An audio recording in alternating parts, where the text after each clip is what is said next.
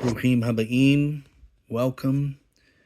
This morning I was studying the case of the daughters and Zelophehad, the daughters of Zelophehad. And it says like this in Bamidbar chapter 27. It says, the daughters of Zelophehad, son of Hefer, son of Gilad, son of Machir, son of Manasseh, the families of Manasseh, the son of Joseph, drew near, and these are the names of his daughters.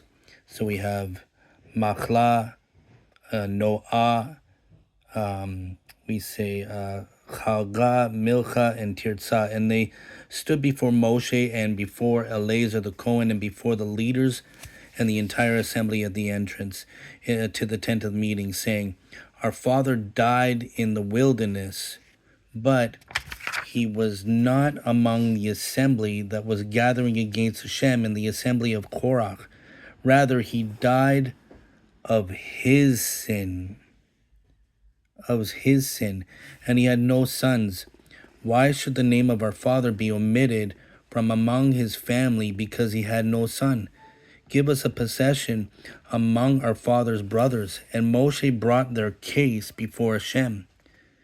And Hashem said to Moshe, saying, the daughters of Zelophehad speak properly.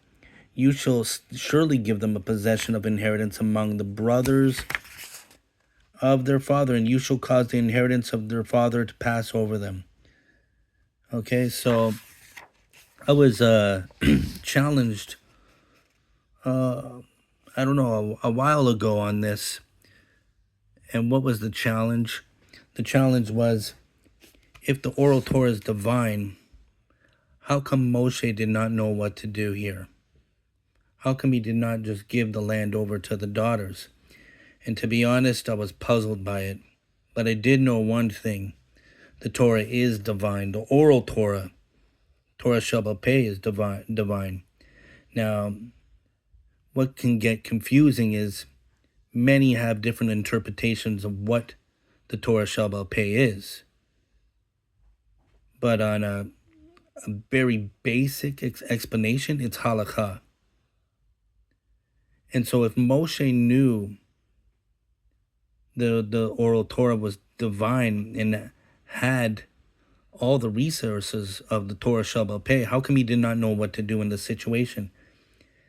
And I really never explored this myself until this question arose to me. And what I did understand and know that halakha can change over time. It's not like Torah that unchanges, but halakha can change as time progresses. But I found an even more interesting answer that I was very pleased with. And you can agree or don't agree, that's fine with me. But I was studying in the Zohar, and we have a section in the Zohar in Book 18. Book 18 here, that we have the story of Zelophehad, and it says he was gathering sticks. And so this is what the Zohar says. I thought it was very interesting. It says, Amar Rabbi Chia. Rabbi Chia said that it is written, they found a man gathering sticks, also trees. Okay?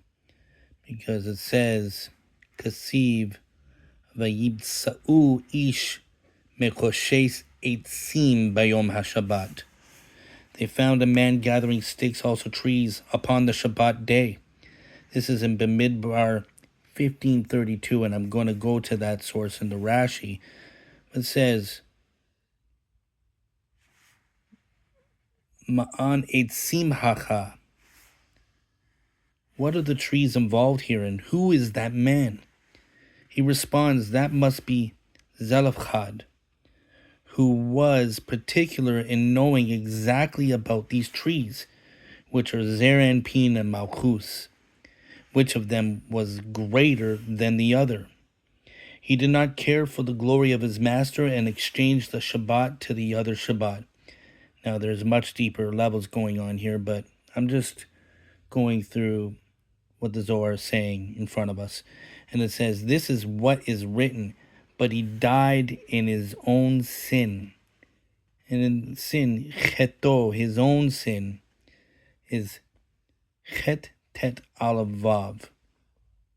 Okay, so we see here in Bamidbar, the children of Israel were in the wilderness and they found a man gathering wood on the Shabbat day. Vayichu b'nei Israel Bamidbar, vayimseu ish mekoshesh eitzim bayom haShabbat. So they found this man, and it doesn't say who this man is, but when we go back to Zelophehad, we say that he died of his own sin, and the Torah doesn't really say. But the Zohar tells us. It says, Ki becheto. Now, it says, Cheto, ket aleph vav. Bamidbar 27 verse 3, meaning, in the sin, chet tet aleph of vav, since he made a blemish in Zerampin, which is referred to by the vav of Yud-K Vav-K, he died. So we see the word becheto.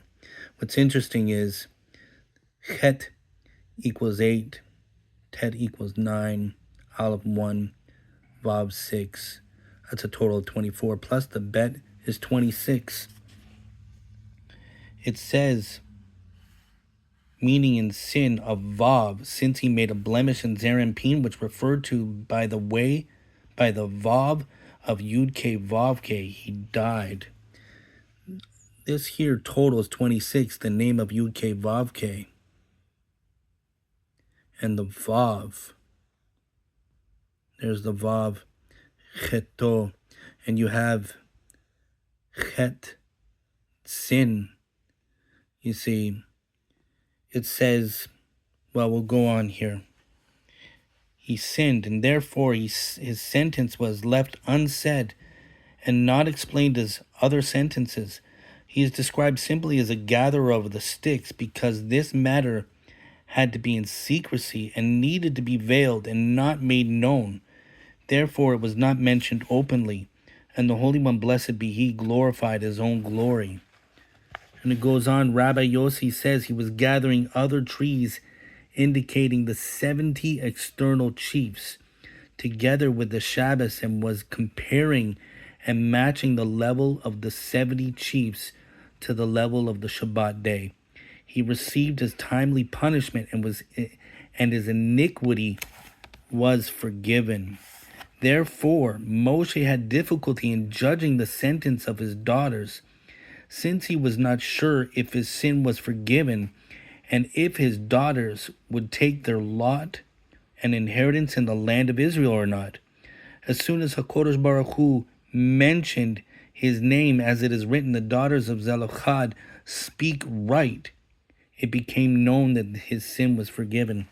So this is mind-blowing to me, because it wasn't that Moshe did not know if they should receive the land or not, that he did not know the Torah Shabbat pay, or it wasn't revealed, or it's not really divine. No, it was Moshe was unsure if his sin was forgiven or not. Did they actually have the right? And this wasn't a matter about halakha. It was a matter deeper than that.